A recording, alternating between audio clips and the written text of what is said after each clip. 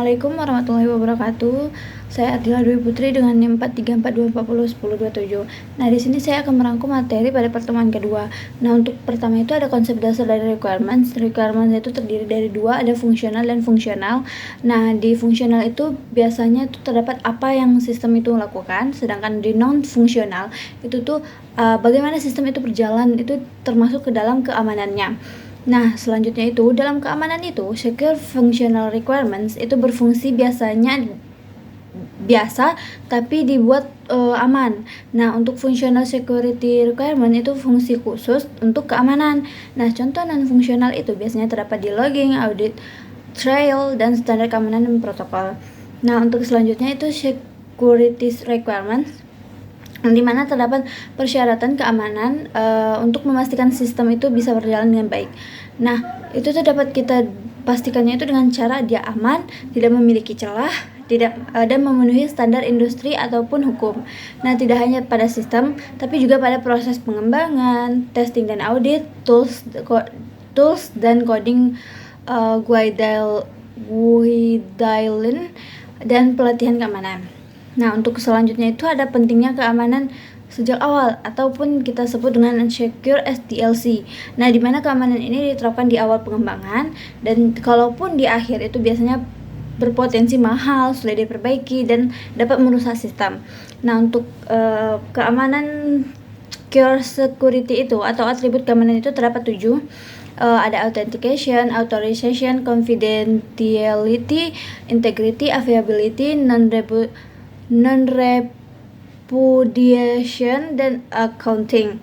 Nah, untuk hubungannya itu kalau authentication itu siapa saja, kalau authorization boleh melakukan apa, dan sedangkan accounting itu melakukan apa pada dalam sistem itu.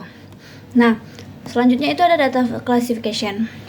Nah, tujuan dari data classification itu menentukan tingkat keamanan dan mengurangi risiko kebocoran. Nah, biasanya itu fokusnya pada CEI. Nah, itu biasanya itu confidentiality, integrity, availability. Nah, untuk data sensitif itu biasanya terdapat pada password, kartu kredit, dan data pribadi. Nah, untuk perlindungan data itu sendiri terdapat beberapa hal penting nih, seperti enkripsi data atau in transit dan at risk. Terus ada batas akses, less privilege, dan tidak menyimpan data sensitif secara sembarangan, menggunakan secure channel, dan hapus data jika tidak digunakan, dan gunakan yang terakhir itu gunakan secret vault. Nah, untuk selanjutnya itu terdapat use case dan misuse case. Nah, use case itu apa yang sistem ini lakukan, sedangkan misuse case itu apa yang tidak boleh terjadi ataupun ancaman.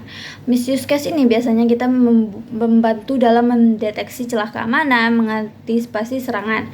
Nah, contohnya itu kayak apakah input ini valid, apakah user sah, dan biasanya itu bisa diserang dari dalam.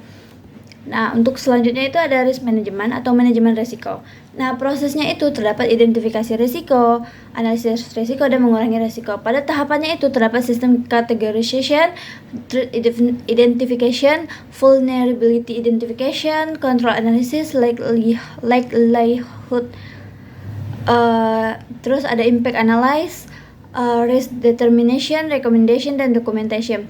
Nah, risk mitigation ini atau penanganan risiko ini terdapat 4 cara. Yang pertama itu ada avoid, mitigate, transfer, dan accept.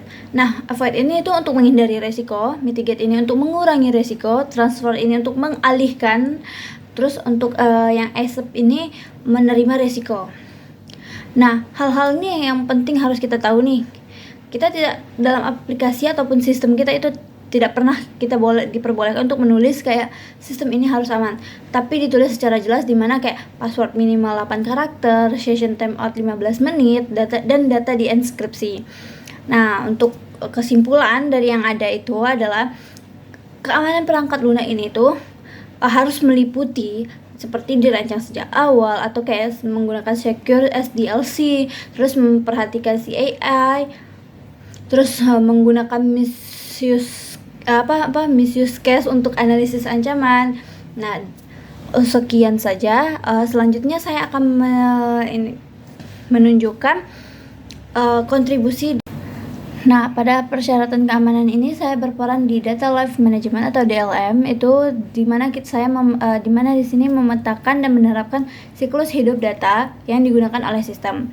Biasanya ini adanya jadwal backup data berkala dan pembersihan log gambar yang lama secara otomatis dari Raspberry Pi. Nah, untuk selanjutnya itu saya berperan juga pada penilaian risiko, di mana ini berperannya itu bersama-sama dengan teman-teman. Terdapat seperti karakteristik sistem, identifikasi ancaman, identifikasi kerentanan, analisis kontrol, penentuan tingkat kemungkinan, penentuan tingkat dampak, penentuan tingkat risiko, rekomendasi kontrol, dan dokumentasi hasil. Serta di mana kami melakukan penentuan opsi mitigasi risiko, penentuan strategi mitigasi risiko, menentukan pendekatan pada implementasi kontrol, dan mengkategorikan kontrol, serta analisis biaya dan manfaat, lalu penentuan risiko residual. Sekian, terima kasih.